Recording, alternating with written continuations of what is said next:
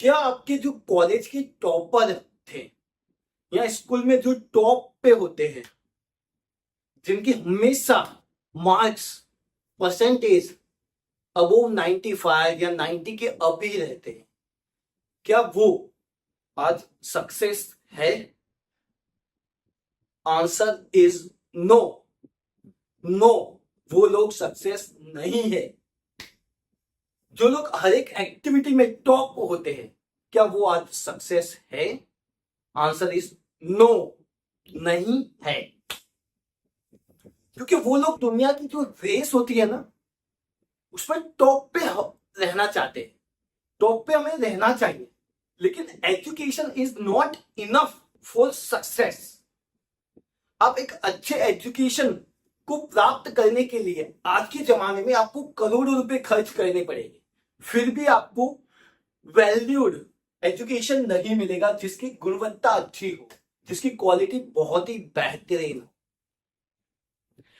Market में जिनके पास practical knowledge होता है वही सबसे ज्यादा सक्सेसफुल होते हैं।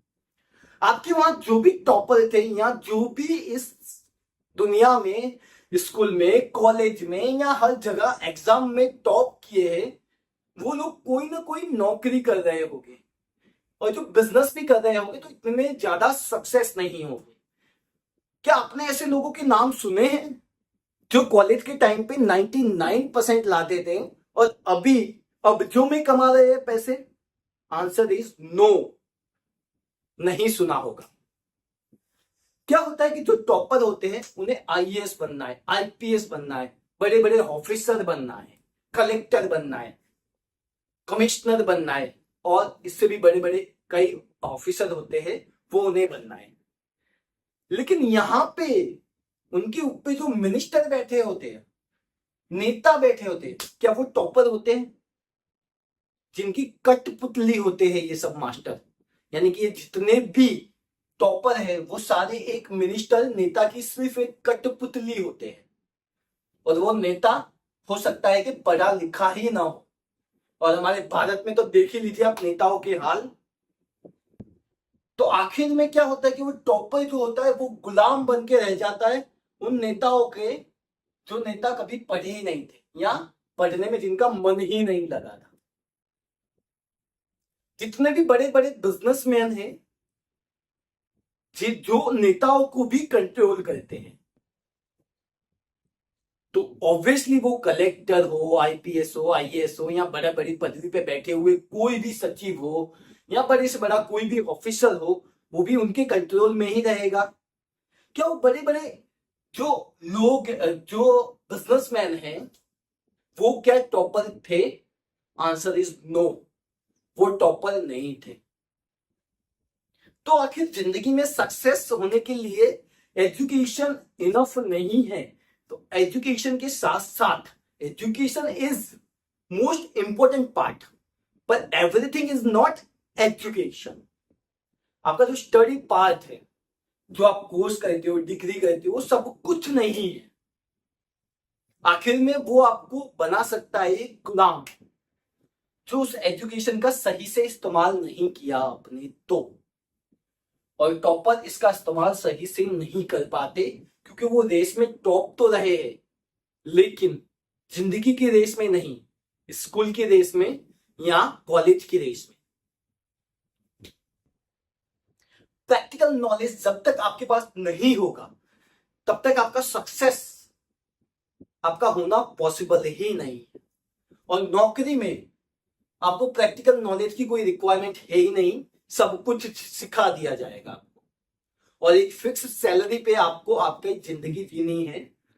ये बात अलग है कि आजकल लोग सेवा के नाम से आईएएस, आईपीएस और बड़े बड़े ऑफिसर बनते हैं, लेकिन एक्चुअल में वो लोग सेवा के लिए नहीं, मेवा के लिए बने होते हैं। 99% लोग बड़े बड़े ऑफिसर बनना चाहते हैं, लेकिन सेवा नहीं, उन्हें मेवा चाहिए। और ऐसे मेवा पाने के पर्पज से जो भी लोग खुद को ग्रो करना चाहते हैं, वो लोग ग्रो होना पॉसिबल नहीं है। मेरे से मतलब है मेरा कि गलत तरीके से जो पैसा कमाने की दौड़ लगती है, उसके अंदर आगे रहने की कोशिश में पड़े रहना। उन्हें पावर चाहिए, पर एक्चुअल में वो लोग भूल जाते हैं कि वो पावरफुल इंसान नहीं है, वो पब्लिक सर्वेंट है। पब्लिक के टैक्सेस से उनकी सैलरी आती है। उन्हें सेवा बिजनेसमैन की या पॉलिटिक्स की नहीं, इस पब्लिक की करनी है, क्योंकि सैलरी उसकी देने वाली ये पब्लिक है। लेकिन वो गुलाम किसके हैं? उन पॉलिटिक्स और बिजनेसमैन के। तो दोस्तों, इतना याद रखिए, जो भी लोग अपने एजुकेशन में अच्छे नहीं थे, फेल होते थे, कम मार्क्स आते थे, परसेंटेज कम होते हैं, तो एक बात याद रखिएगा कि जो एक्चुअल लाइफ में सक्सेस का रेशियो होता है, वो जो ज्यादा पढ़े लिखे लोग होते हैं उनसे कई गुना ज्यादा जो लोग कम पढ़े लिखे लोग हैं, जिन्होंने प्रैक्टिकल लाइफ से एक्सपीरियंस लिया है और अपनी गलतियों को ध्यान में लेकर सुधारा है, वो लोग ज्यादा सक्सेस है। जहां पे जो एजुकेटेड लोग होते हैं उनका सक्सेस रेशियो, मैं कोई गवर्नमेंट ऑफिसर या कोई बड़ी नौकरी की बात नहीं कर रहा हूं, वो तो गुलामी है। मैं उन लोगों की बात कर रहा हूं जो लोग अपने को राजा साबित करने पे पड़े रहते हैं, जो लोग मार्केट पे अपना कंट्रोल रखते हैं, उनके एक इशारे पे सब कुछ होना पॉसिबल होता है। आपने देखा ही होगा, मुकेश अंबानी के बेटे की शादी में, यानी अंबानी के बेटे की शादी में पब्लिक रोड भी बंद कर दिए गए थे। ये किसका, कौन सा पावर बोल रहा था? पैसों का पावर। तब नहीं कोई कलेक्टर कुछ कर पाया, नहीं और बड़े से बड़ा कोई नेता कुछ कर पाया, सबने मिलकर साथ दिया अंबानी परिवार का और ब्लॉक कर दिया उस रोड को जो पब्लिक के लिए था। ये है सक्सेस की परिभाषा। पढ़ना मैंडेटरी है, हमें पढ़ना चाहिए, स्कूल में अच्छा परफॉर्मेंस करना चाहिए, लेकिन सिर्फ एजुकेशन में नहीं, उसके साथ प्रैक्टिकल लाइफ भी आपको जीनी होगी, एक अच्छा एक्सपीरियंस भी लेना होगा। गुलामी की जिंदगी से अच्छा होता है कि आप सफलता की ओर बढ़कर इस गुलामी को खत्म कर दें। और ये चीज आपको और कोई बताएगा नहीं, क्योंकि वो लोग आपको हमेशा गुलाम बनाकर रहना रखना चाहते हैं, जबकि मैं चाहता हूं कि आप लोग गुलाम मत बन।